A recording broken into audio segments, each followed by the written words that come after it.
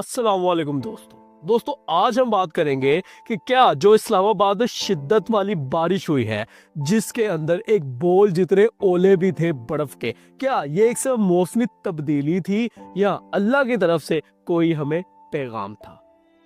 आए इस पर गौर करते हैं, लेकिन आगे बढ़ने से पहले मैं इस्लामाबाद के लोगों को एक बात कहना चाहूंगा कि अल्लाह का शुक्र अदा करें कि सिर्फ आपकी चीजों का नुकसान हुआ है, क्योंकि आज से पहले ये बात